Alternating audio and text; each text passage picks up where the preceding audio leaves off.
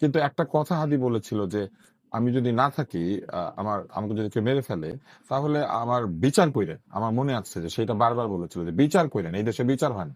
বিচারটা কইরেন।" তো বিচারটা কতটুক হবে? আমি এবং শেষ এবং এই যে আমরা একে অন্যের উপর দোষ চাপিয়ে দিচ্ছি, এইটাই বা কেন করছি? আমি শেষ কথা দিয়ে আপনার শুরু করছি। বিচারটা ও বুঝে না বুঝে যেভাবেই হোক আবেগ, হাদির অনেক আবেগ ছিল। এত বেশি আবেগ ছিল যে হাদিকে খেয়াল করেন, হাদি যাদের হয়ে আসছিল একটা সময় তাদেরও বিপক্ষে বলা শুরু করেছিল।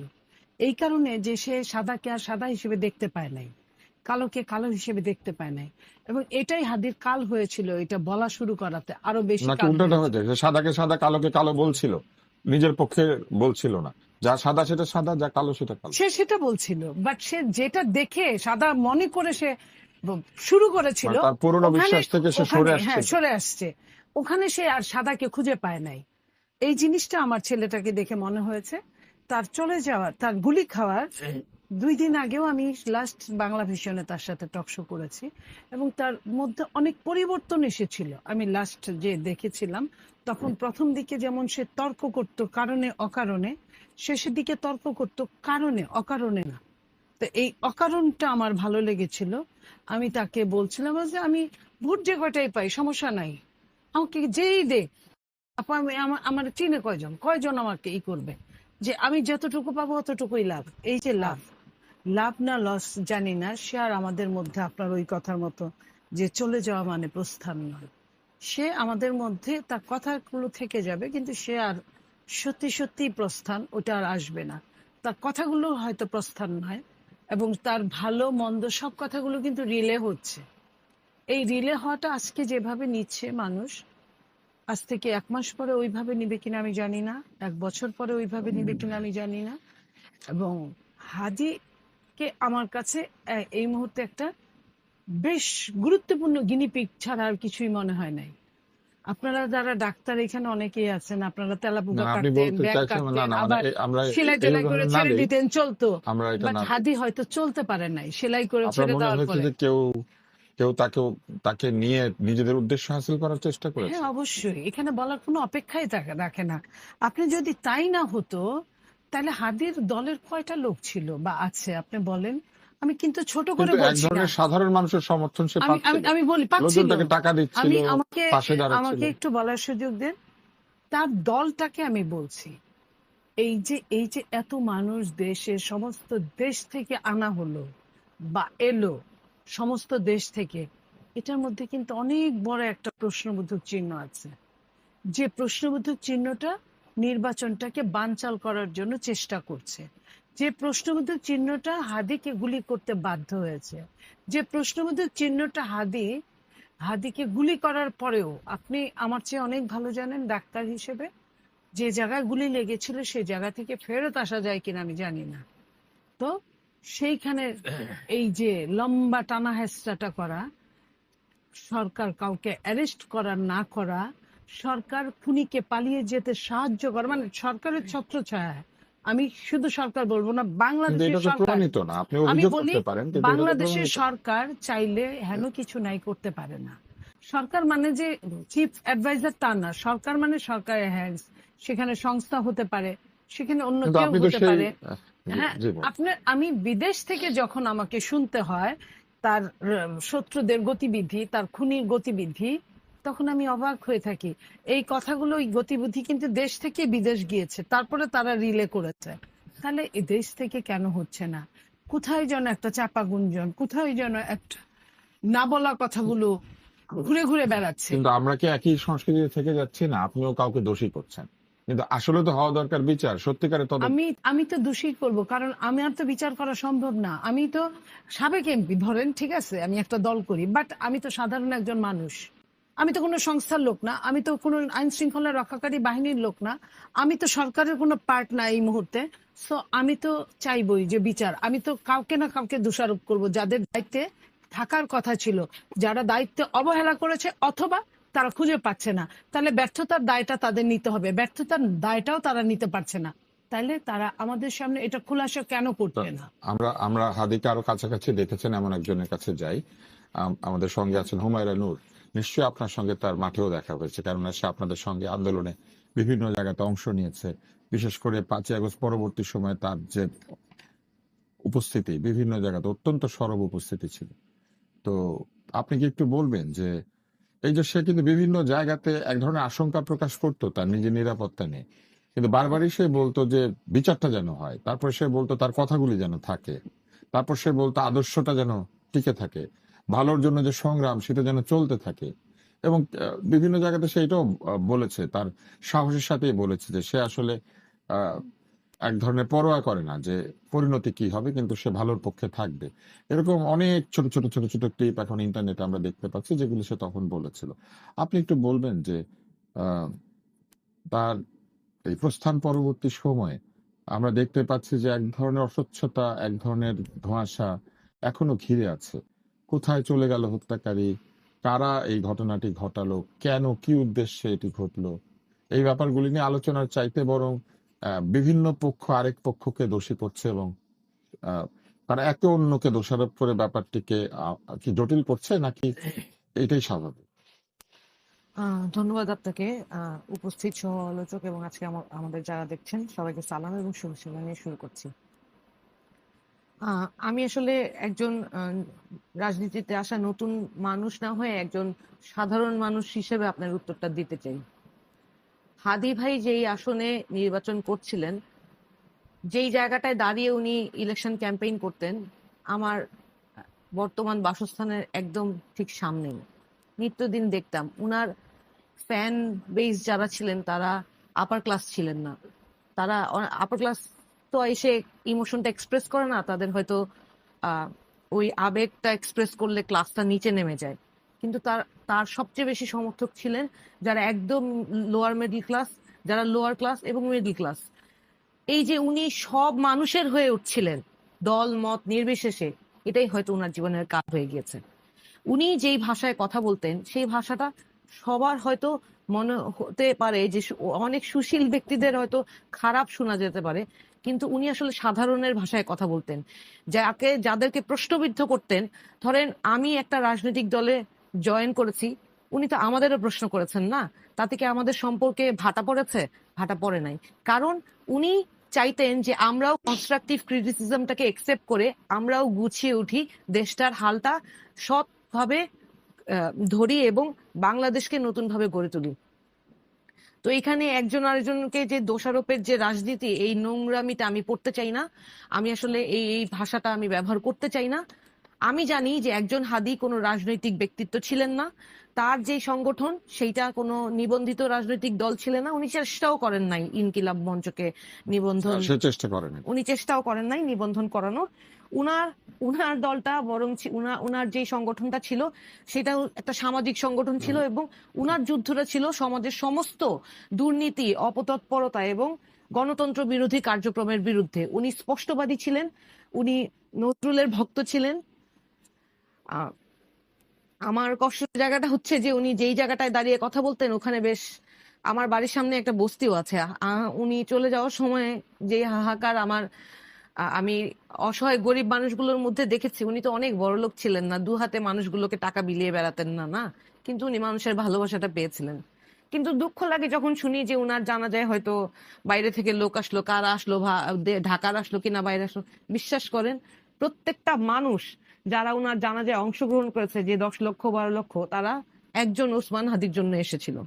তারা কোনো রাজনৈতিক দলের জন্য আসে নাই, কোনো কারো সমর্থনে আসে নাই, কোনো হয়তো হাদিকে যে তারা শেষ একবার দেখতে পারবে না সেটাও জানতো, কিন্তু শেষবারের জন্য তাদের তার জন্য ভাইয়ের দোয়া করতে এসেছে, তার জন্য দোয়া এই করতে এসছে। জানাজাতে অংশ নিতে এসেছে, এবং মুসলিম হিসেবে যে কোনো মুসলিম যে কারো অন্য মুসলিমের জানাজা আসতে পারেন, এখানে আসলে রাজনীতি না খোঁজাই ভালো। সেটাই এখন আমাদের যেই বক্তব্য, সেটা হচ্ছে হাদিকে নিয়ে যে রাজনীতি করার চেষ্টা, সেইটা আসলে আমাদেরকে রুখে দিতে হবে। এখন যেই নতুন বাংলাদেশে আমরা এই স্বৈরাচার মুক্ত বাংলাদেশ গড়ার জন্য যে যতটা স্যাক্রিফাইস করেছে, এই জুলাইয়ে এতগুলো মানুষের জীবন চলে গিয়েছে, এতগুলো মানুষ আহত হয়েছে, এবং এখন যারা মামলা হামলার শিকার হচ্ছেন না, যারা 16টা বছর পরিবার নিয়ে শান্তিতে থাকতে পারে নাই, বহু পরিবার, আমার কাছে অনেক পরিবার এসেছে যে স্বামী জেলে বা রাজনৈতিক কারণে মানসিক অস্থিরতার কারণে তালাক হয়ে গেছে। আই এম সরি, মানে এই ধরনের, এটা তো বাস্তবতা না।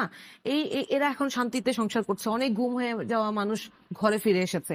এই পরিস্থিতিতে এখন একজন হাদি সহ যারা শহীদ হয়েছেন তাদের দিকে অন্তত তাদের প্রতি যে দায় আছে সেই জায়গাটায় দাঁড়িয়ে আগামী নির্বাচন যাতে সুষ্ঠুভাবে হয় সেই জন্য সকল রাজনৈতিক দলের ঐক্যবদ্ধ হয়ে মানুষের জন্য যারা ন্যায়ের পথে সত্যের পথে লড়াইটা করে যেতে চায় তাদের জন্য কথা বলাটা জরুরি। আমরা চাই হাদির কে যেই হত্যাকারী গুলি করেছে তার তো একটা রাজনৈতিক পরিচয় আছে, আমরা সবাই জানি না?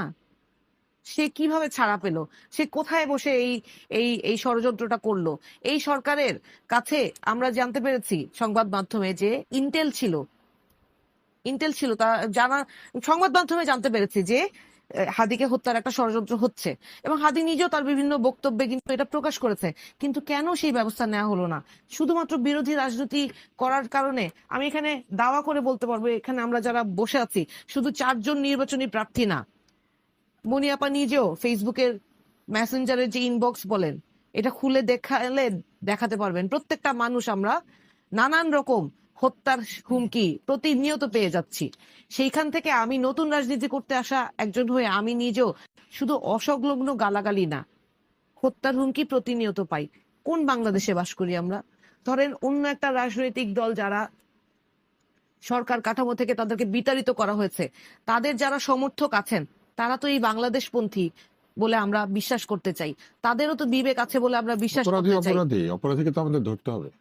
এইটাই আমি বলছি যে আমার নিজের ভাইও যদি, আমি বারবার কথাটা বলি যে আমার নিজের ভাইও যদি অপরাধী হয় তাকে আইনের হাতে তুলে দেন। একজন শুধু আওয়ামী লীগ করে বলে, আমি আওয়ামী লীগে বিশ্বাস করি বলে আমার এই দেশের জন্য যেই ভাই নিহত হয়েছে তার বিরুদ্ধে আমার আরেক ভাই বা আমার দলীয় কেউ ষড়যন্ত্র করবে, তাকে আমি আইনের আওতায় তুলে না দিয়ে তাকে আমি সহযোগিতা করব, আশ্রয় দিব, প্রশ্রয় দিব, এটা হতে পারে না। বরং আমরা তার উল্টো সিনারিও দেখছি। এই হত্যার সাথে সামিল যারা তারা বিভিন্ন রাজনৈতিক দলে যোগ দিচ্ছেন এবং তাদের নামে হত্যা মামলা আছে, তারা বিভিন্ন রাজনৈতিক দলে আশ্রয় পাচ্ছেন। ববি হাজ্জাজ, এটা আপনি দুঃখজনক। একটি এলাকা নির্বাচন করছেন যে এলাকাটিকে বিপদসংকুল বলে আমরা দেখেছি যে মন্তব্য করা হতো, বিশেষ করে 5ই আগস্টের পরে। আমরা এমনকি ফেসবুকে সোশ্যাল মিডিয়াতে ট্রল হতে দেখেছি যে এলাকার নাম বললে অন্য দুর্বৃত্তরা পালিয়ে যাচ্ছে। আপনি সেই জায়গাতে নির্বাচন করছেন।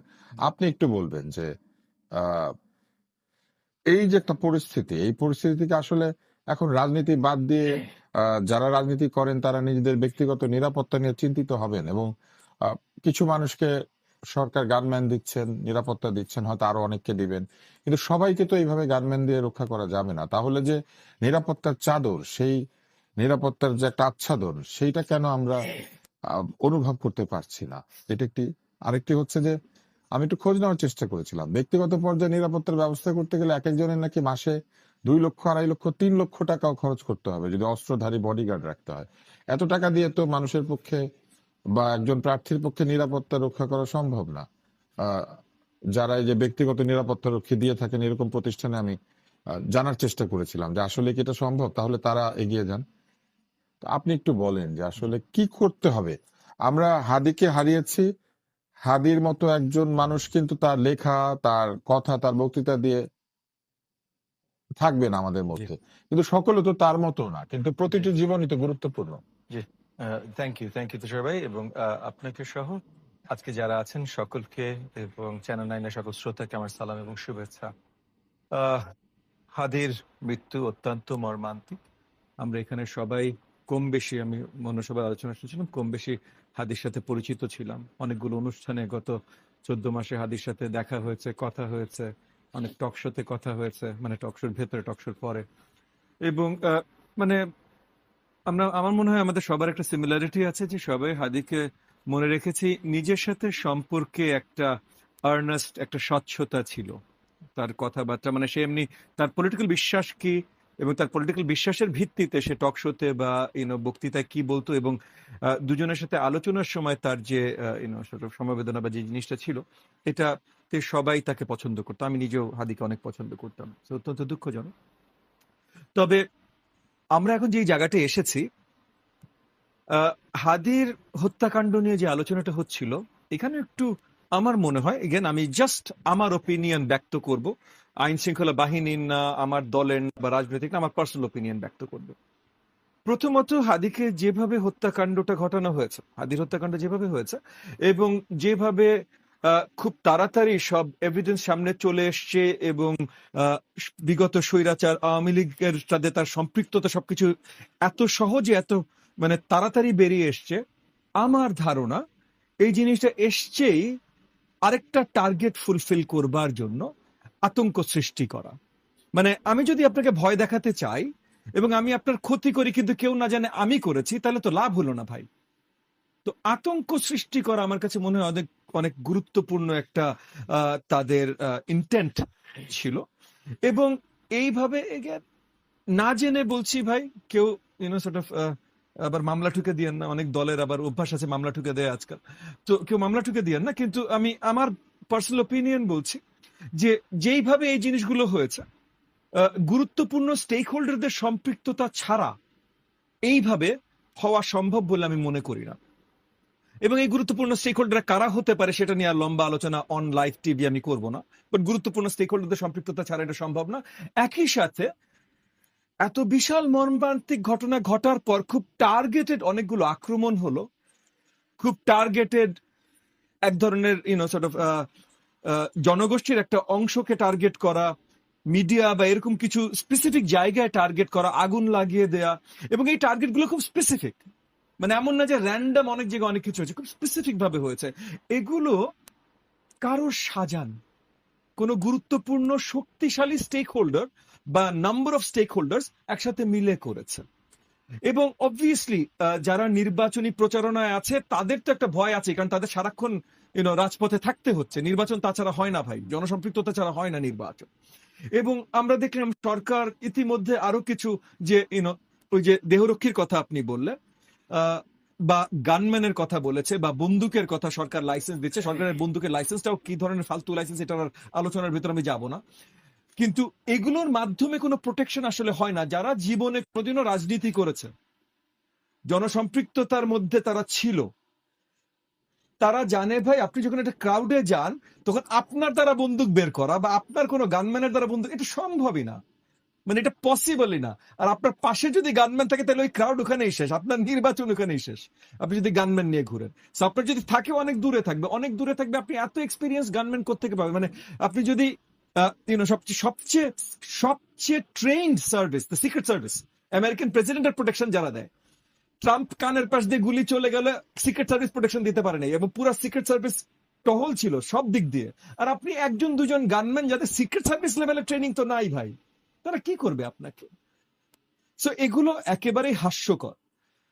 এখন নির্বাচনের জায়গায় যে আজকে আপনার এখানে মানে স্টেজে লাইভ ক্যামেরা আসার আগে আমাদের নিজেদের মধ্যে একটু কথা হচ্ছিল যে অনেক মানুষ এখন বলছে বা বিশ্বাস করতে তাদের কষ্ট হচ্ছে যে নির্বাচন হবে কি হবে না, মানে নির্বাচন হবে, অনেকের বিশ্বাস। অ্যাকচুয়ালি মানে আমি যত ব্যবসায়ীদের সাথে কথা বলি, এবং এগেন আমার অনেক ব্যবসায়ী বন্ধু বা কানেকশন আছে, যত ব্যবসায়ীদের সাথে কথা বলি দুটা জিনিস বলে, একটা হলো ভাই নির্বাচন তো দরকার, কেন তোমরা এইসব করছো, আর দ্বিতীয় হলো কিন্তু নির্বাচন তো হবে না, বাকি যা দেখছি তাতে নির্বাচন কেমনে হবে। মানে একই সাথে দুটা কনফ্লিক্টিং কথা, একটা হলো নির্বাচন ছাড়া বাঁচবো না, আর একটা নির্বাচন তো হবে না।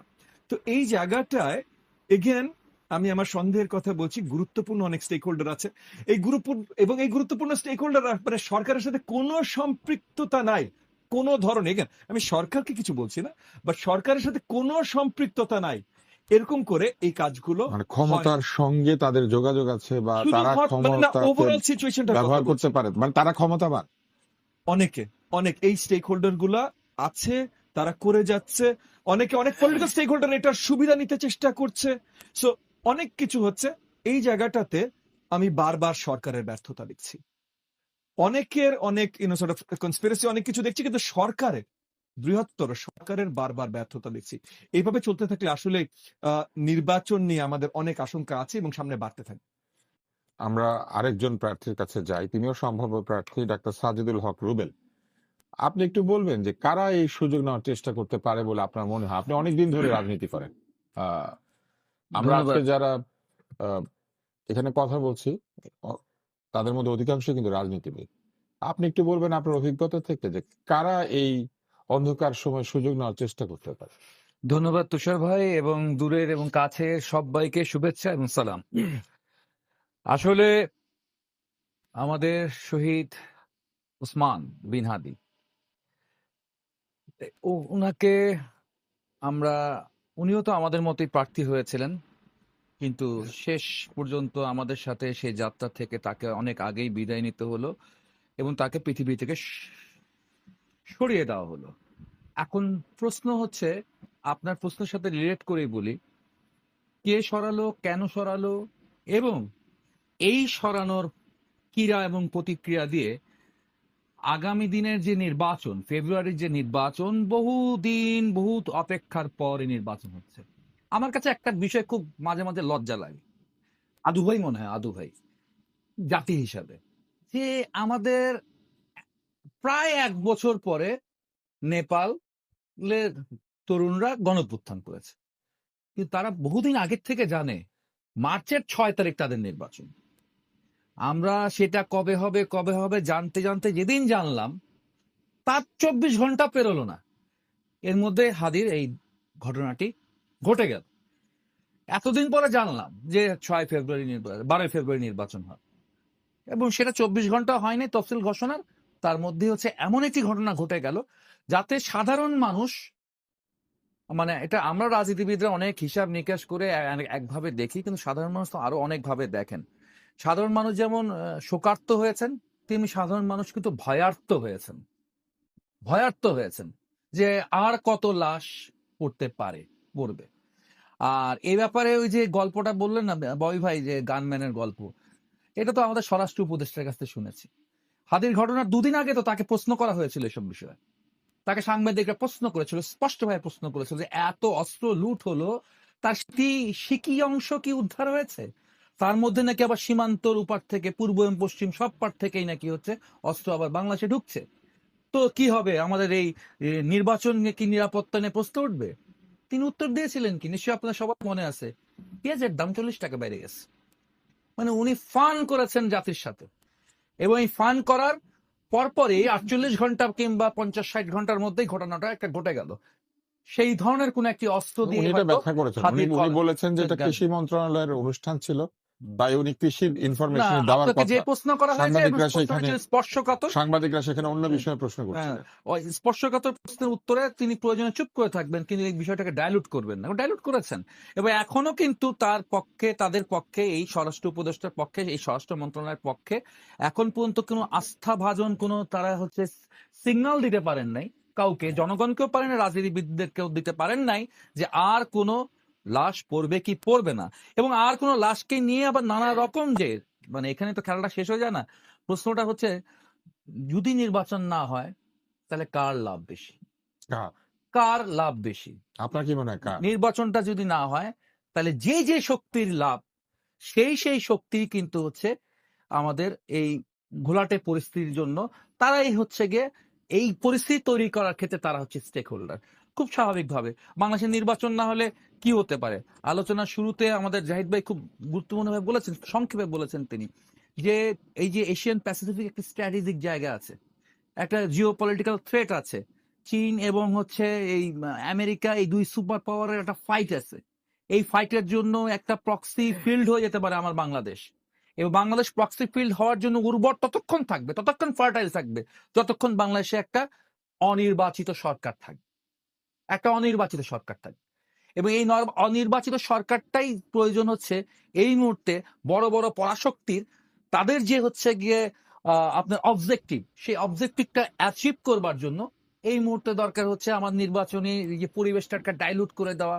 এখন আমরা পরস্পরের সাথে হচ্ছে গিয়ে ঝগড়া করব, পরস্পরের সাথে লড়াই করব, এবং লড়াই করবার মধ্যে শুধু এই জায়গাটা থাকে না। আমরা তো দেখলাম হঠাৎ করে ইঙ্গিত দিলেন হচ্ছেন ভারতের দিকে, ভারতেও হচ্ছে যারা হচ্ছে গিয়ে হিন্দুত্ববাদী সাম্প্রদায়িক শক্তি, তারাও হচ্ছে গিয়ে তেড়ে আসতেছে আমাদের দূতাবাসের দিকে। আবার আমার দেশেরও হচ্ছে গিয়ে যারা ধর্মীয় রাজনীতি করেন, তারাও ভারতের দিকে তেড়ে আসতেছেন। তো দুই দেশের যারা হচ্ছে ধর্মকে নিয়ে ব্যবসা করেন, ঠিক আছে, ধর্মকে নিয়ে রাজনীতি করেন, তাদের এখন খুব রমরমা দিন রয়েছে।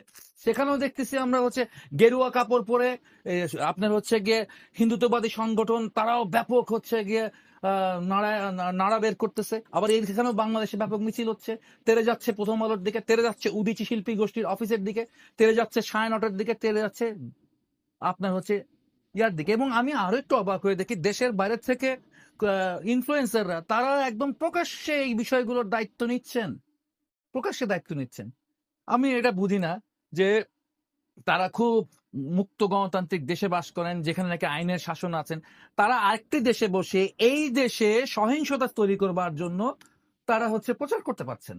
আর আমার দেশের সরকার এই জায়গায় হচ্ছে এই এনাদের ব্যাপারে যাদের এই সমস্ত বক্তব্যের কারণে বাংলাদেশের সরকারের ভাবমূর্তি নষ্ট হচ্ছে, বাংলাদেশ রাষ্ট্রের ভাবমূর্তি নষ্ট হচ্ছে, বাংলাদেশের জনগণের ভাবমূর্তি নষ্ট হচ্ছে, জুলাই আন্দোলনের ভাবমূর্তি যাদের কারণে নষ্ট হচ্ছে, তাদের ব্যাপারে আমরা মনে হচ্ছে ভাসুরের নাম মুখে নেওয়াটা যায় না আর কি। সেরকম একটা অবস্থা আমরা আছি। তো এইরকম একটি জটিল অবস্থা থেকে আপনার কাছে আবার আসি। বেরিয়ে আসতে হবে একটা আমাদের। শব্দ যদি আমি অ্যাড করি উনার এই কথাটার প্রসঙ্গে, হুম। দেখেন এই যে বিদেশে বসে উস্কানি দেয়া যেই বিশেষ ইনফ্লুয়েন্সাররা আছেন, তারা কিন্তু বিগত 1 বছর ধরে নারীর প্রতি নানান রকম অবমাননামূলক মন্তব্য করেই যাচ্ছেন, করেই যাচ্ছেন সহমত। এবং নারীর প্রতি সহিংসতা উস্কে দিচ্ছেন। হুম। তখন তাদের বিরুদ্ধে ব্যবস্থা নিতে কাউকে দেখা যায়নি। এই যে প্রথম আলো, ছায়ানট, ডেইলি স্টারে যেই অগ্নিসংযোগ হলো, ধরেন ডেইলি স্টার থেকে কিন্তু আমাদের ভাই বোন যারা আটকে পড়েছিলেন তাদেরকে উদ্ধার করতে আমার দলীয় নেতারা যারা ছিলেন তারা কিন্তু শেষ অনেকেই পর্যন্ত গিয়েছে, চেষ্টা অনেকেই করেছেন। গিয়েছে। আমরা চেয়েছি ওখান থেকে তাদেরকে নিরাপদে বের করে নিয়ে আসতে, কিন্তু তারপরে আমাদেরকে কিছুটা দায়িত্ব নিতে হচ্ছে। প্রসঙ্গ সেটা না, প্রসঙ্গ হচ্ছে এই যে আজকে একটা সংবাদ মাধ্যমের উপর আক্রমণ আসা পর্যন্ত এদের বিরুদ্ধে মেয়েটার কাছে অভিযোগ দেওয়ার মতো সরকারি পদক্ষেপ নিতে কিন্তু দেখা যায় নাই। কিন্তু এই সরকারের কাছে নারীর নিরাপত্তার কোনো মূল্য নাই। জাস্ট এইটুকুই বলতে চেয়েছি। আমরা এবারে যাই ডক্টর মোহাম্মদ আব্দুল মান্নান, আপনার কাছে অনেকক্ষণ আপনি অপেক্ষা করে সবার কথা শুনছিলেন।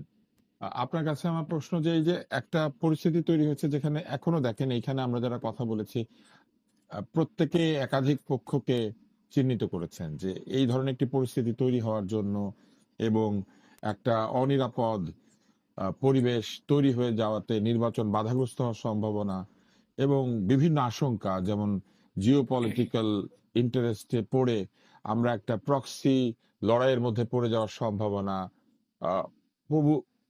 অনেক অবৈধ অস্ত্রের আনাগোনা, এরকম যে কথাগুলি হয়েছে একটাও কিন্তু খুব আশাব্যঞ্জক না।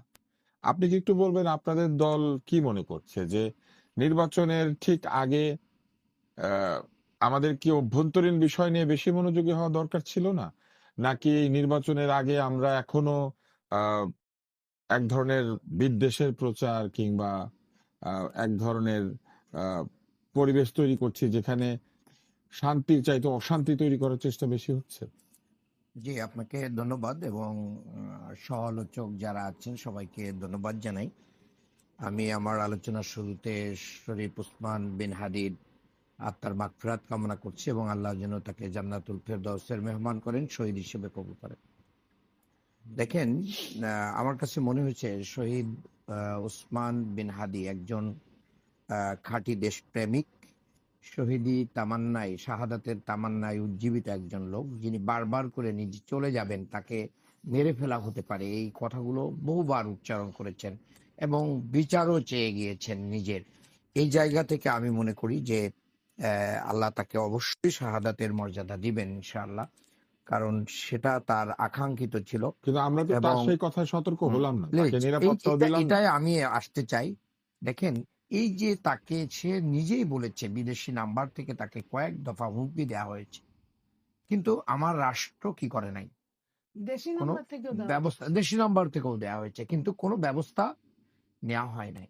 এই যে একজন ব্যক্তি বলছে, এবং এই ব্যক্তি কিন্তু জুলাই গণ অভ্যুত্থানের সম্মুখ সমরে নেতৃত্ব দিয়ে একজন ব্যক্তি। আপনি এখানে বলেছেন লাভ ক্ষতির একটা অঙ্ক আনতে চেয়েছেন। দেখেন, লাভ ক্ষতি আমাদের না, কিন্তু এই ঘটনার মধ্যে আমাদের যে কারা আসলে হ্যাঁ, উদ্দেশ্য হাসিল করছে। এটাই আমি বলতে চাই। দেখেন, আমাদের দেশে বহু ধরনের সুশীল আছে আর কি, সেটা বুদ্ধিবৃত্তি করে, মিডিয়াতে এসে অনেক সুশীল ভাব দেখায়, দেখিয়ে জুলাই যোদ্ধাদেরকে শত্রুর গানম্যানের বুলেটের সামনে ঠেলে দেয়। আমাদের দেশে যারা ইনক্লুসিভ নির্বাচনের কথা বলে রিফাইন আওয়ামী লীগ, জাতীয় পার্টি, তাদের দোসর যারা গুম, খুন, হত্যা, ক্রসফায়ার, মানে নারী শিশু হত্যার সাথে জড়িত, তাদেরকে নির্বাচনে আনতে চায়, তাদেরকে ফিরিয়ে আনতে চায়। এবং তাদের এজেন্ডা বাস্তবায়নের জন্য বাংলাদেশের ঘোষিত যে সংস্কার এবং নির্বাচন একসাথে হচ্ছে সেটাকে বাধাগ্রস্ত করে যারা আগামী দিনে একথা প্রমাণ করতে চায়, এবং দু একজন বলেই ফেলেছে দু একটা জায়গায় যে আওয়ামী লীগের সাথে আলোচনায় বসতে হবে এই পরিস্থিতিতে। What is this? আওয়ামী লীগের সাথে আলোচনা তো প্রশ্নই আসে না। এই শেখ হাসিনা বাংলাদেশ থেকে পালিয়ে যে প্রতিবেশী দেশে আশ্রিত হয়ে সে সেখান থেকে সমস্ত প্রকার উস্কানি দিচ্ছে বাংলাদেশের যেন একটা সুন্দর নির্বাচন না হয়, এবং আওয়ামী লীগবিহীন নির্বাচন হলে এটা চলবে না। এবং যার কারণে আজকে বহু ধরনের এই মানে নির্বাচনে যারা অংশগ্রহণ করতে যাচ্ছে তাদের উপরে এই আক্রমণগুলো, সন্ত্রাসী হামলা করে বাংলাদেশের নির্বাচন ব্যবস্থাকে বানচাল করে দিচ্ছে। একজন ব্যক্তির ভালোবাসা থেকেই কিন্তু মানুষ অনেক কিছু স্যাক্রিফাইস করে চলেছে। আপনি কি বলতে পারবেন বাংলাদেশের কোনো মিডিয়া শহীদ শরীফ বিন উসমান হাদির জানাজার জন্য কতটা বাস ভাড়া করে এসেছে মানুষ? কোনো বাসের সারি কিংবা কোনো ডিএমপি কাছে এরকম কেউ জায়গা চেয়েছে যে আমাদের গাড়িগুলো কোথায় রাখবো? না, প্রত্যেকেই তার যার যার জায়গা থেকে চলে এসেছে। আমি আসার আগে একজন ডাক্তারের একটা ইয়ে শুনছিলাম, সে হাদির কবরে সে বলছে হাদি আমার কেউ না, কিন্তু আমি কেন তার জন্য কাঁদি এবং আমার জায়নামাজ ভিজে যায় তার জন্য। এই যে ভালোবাসাটা হাদি তৈরি করতে পেরে তার দেশপ্রেমিকতা থেকে সে সাদাকে সাদা বলেছে, কালোকে কালো বলেছে, এটাই তার বড় ধরনের একটা কাল। এবং আমি মনে করি বাংলাদেশের গোয়েন্দা সংস্থার এখানে একটা বড় ব্যর্থতা ছিল যে তারা এই ঘটনা ঘটার 2টার সময় ঘটনা ঘটে আর সারাদিনের ভিতরে এই একজন আসামিকে মানে তারা অ্যারেস্ট করতে পারে না, এবং আজও পর্যন্ত এটা করতে পারে নাই। এটা দুর্ভাগ্যজনক। বিদেশে গেছে না যায় নাই এটাও এখনো ধোঁয়াশার ভিতরে আমরা আছি।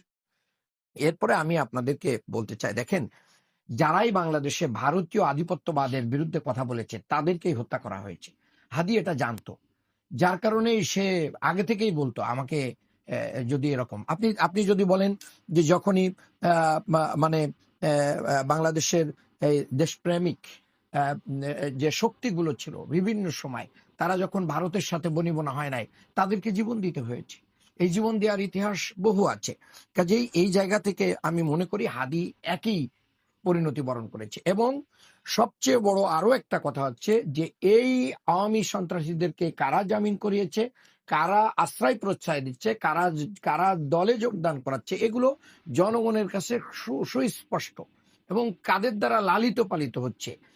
এবং আমি এখনো বিশ্বাস করতে পারি নাই, ফেসবুকে কথা ঘোরাফেরা করতেছে এবং গোয়েন্দা সংস্থা বলছে যে খুনির অ্যাকাউন্টে বহু টাকা পয়সা। কি আপনারা কাউকে নিচ্ছেন না? হ্যাঁ, আপনাদের দলে কাউকে নিচ্ছেন না? আমরা নিচ্ছি কি না নিচ্ছি এটা তো আপনারাই বলবেন। আমরা কাউকে নিচ্ছি কি না নিচ্ছি এটা বলতেই পারেন, বলতে সেরকম কেউ থাকলে আমরা অবশ্যই তার জবাব দেবো। আমরা নিচ্ছি না, আমরা কাউকে নিচ্ছি না। এরপরে হ্যাঁ, আখতারুজ্জামান তো আপনাদের দলের লোক এসে যোগ দেয়, সেটা আপনি কথা বলেন, আমরা ওনাদের কথা পরে শুনবো। এরপরে দেখেন আপনি বলেছেন যে আপনারা নিচ্ছেন না। জি, আমরা বিএনপি থেকে আসা লোক নিয়েছি। আওয়ামী লীগের কোন সন্ত্রাস, কোন চাঁদাবাজ, কোন দখলবাজ, কোন মাদক ব্যবসায়ী, মাদক কারবারি এরকম লোক বাংলাদেশ জামাত ইসলামীতে আসার কোনো সুযোগই নেই। এরপরে আমি সেটা আওয়ামী লীগ না, শুধু সেটা অন্য যে কোনো দলেরই হোক না কেন। এরপরে আমি আপনাদেরকে বলতে চাই যে দেখেন যে হাদির যে বিচার, এই বিচারের জন্য এখন একটু নড়ে চড়ে বসার চেষ্টা করা হচ্ছে, বাকিদেরকে গ্রেপ্তার করা হচ্ছে। এই যে টাকাটা লেনদেন হয়েছে বলে সবাই বলতেছে, তাহলে এই টাকার সূত্র কোথার থেকে লেনদেন হলো, কার থেকে চেক আসলো, কোথার থেকে আসলো, কোন ব্যাংকে ঢুকলো, কিভাবে হলো, তার সাথে কারা কারা ইনভলভ, এগুলোও তো একটু জাতির সামনে আস্তে আস্তে। আমি মনে করি যে যেহেতু এটা একটা তদন্তাধীন বিষয়, এ বিষয়ে আমরা বেশি কথা বললে এটা ক্ষতিগ্রস্ত হবে। আমরা স্বাধীনভাবে তদন্ত করার স্বার্থে আমরা এ নিয়ে বেশি কথা বলতে চাই না।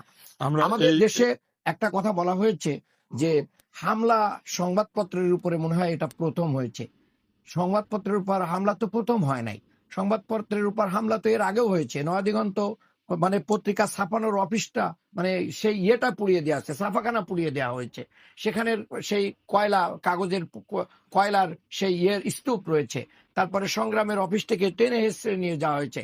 তখনও তো অনেকে চুপ ছিলেন। কিন্তু আমরা কোনো সংবাদপত্রের অফিস, কোনো সাংস্কৃতিক প্রতিষ্ঠান, কোনো জায়গায় আমাদের এই স্বাধীন দেশে আক্রান্ত হোক আওয়ামী স্টাইলে, এটা আমরা চাই না। এটা এই কালচার সবার জন্যই ক্ষতিকর। আমি মনে করি যে যারা এর সাথে জড়িত তাদের বিচার হওয়া উচিত, কিন্তু কাউকে দোষী করার জন্য মৌলবাদী আখ্যা দিয়ে, ইসলামিস্ট আখ্যা দিয়ে দায় চাপানো শেখ হাসিনার যে তকমা, এটা খুবই দুর্ভাগ্যজনক। দোষী যেই হোক তার পরিচয় সে অপরাধী, এটাই থাকা উচিত।